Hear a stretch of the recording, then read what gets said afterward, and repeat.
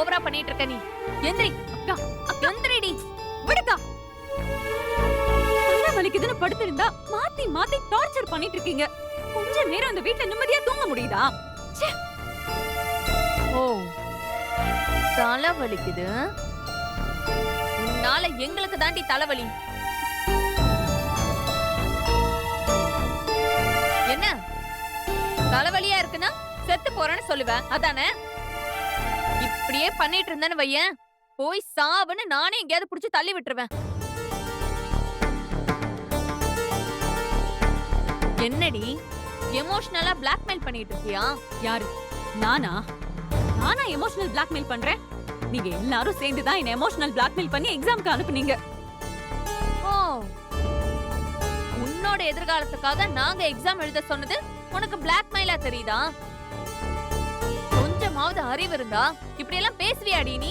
ஆமா ஆமா, அறிவில்லதான். அப்புறம் எதுக்கு எல்லாரும் என்ன எக்ஸாம் எழுத போ சொன்னீங்க?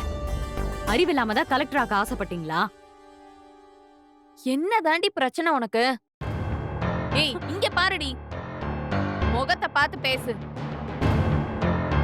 எப்படா அம்மாவும் பாட்டியும் கோயிலுக்கு கிளம்புவாங்க நான் வெயிட் பண்ணிட்டு இருந்தேன்.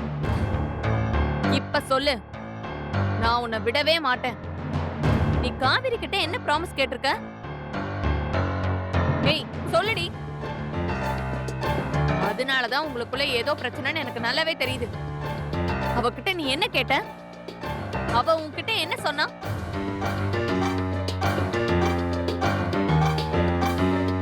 ஏய், நான் உன்கிட்ட தானே கேட்டுட்டு இருக்கேன், அங்கேயே பாத்துட்டு இருக்க. நான் கேட்ட கேள்விக்கு பதில் சொல்லு, இல்லனா இங்க இருந்து ஒரு அடி கூட நகர முடியாது.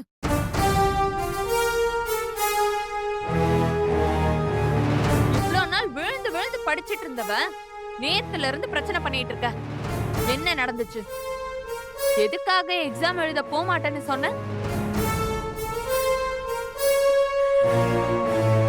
ஏய், உன்கிட்ட கேட்டுட்டு இருக்கேன்ல, உனக்கும் காவிரிக்கும் என்னதான் பிரச்சனை?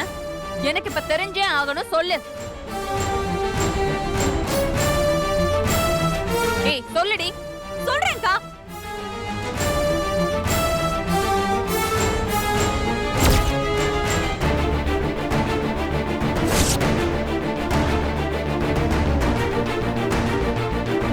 சொல்லு. அது என்ன? நிவின்